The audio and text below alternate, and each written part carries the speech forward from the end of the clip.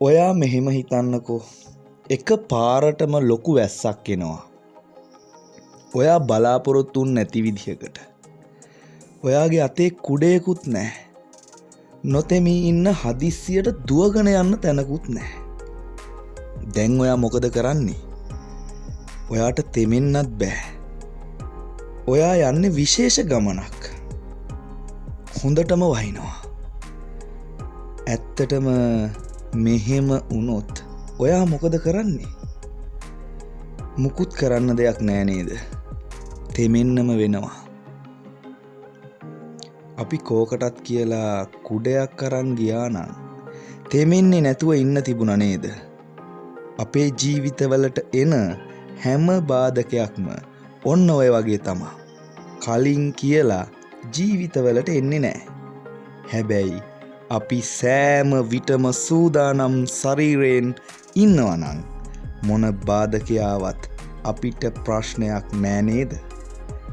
ගොඩාක් තැන්වලදී අපිව අර්බුදයකට දාගත්තේ කලින් සූදානම් වෙලා හිටියේ නැති නිසා. මෙහෙම හිතන්නකෝ, අපි අලුත් අවුරුද්දට ඇඳුම් ගන්නවනේ.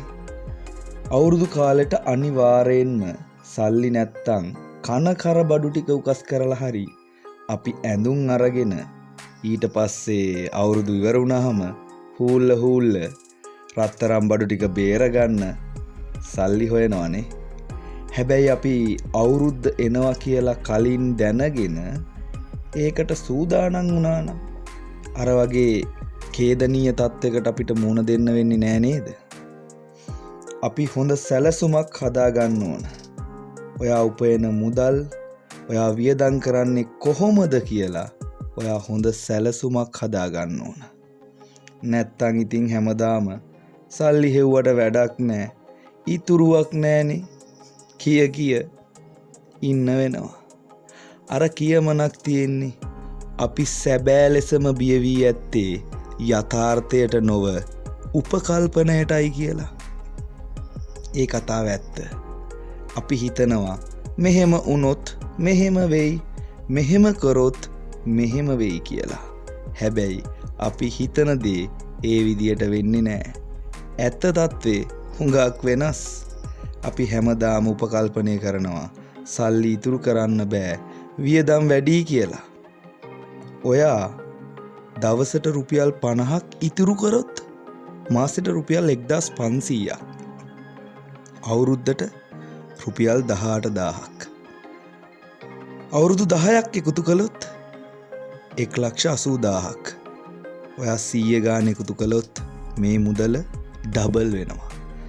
කෝ තාම ඉතින් හිත ඉන්නවනේ අතේ රුපියලක්වත් නෑ නේද? අද ඉඳන් පටන් ගන්න බලන්න. පුළුවන් ගානක් ඉතුරු කරන්න දවසට. ඔයා අවදානමට පෙර සූදානම් වෙන්න. හොඳ සැලසුමක් හදාගන්න. ඉතිරි කරන්න පටන් ගන්න. මොකද අනාගතයේ තීරණය වෙන්න 90%කටත් වඩා බලපාන්නේ මුදල්.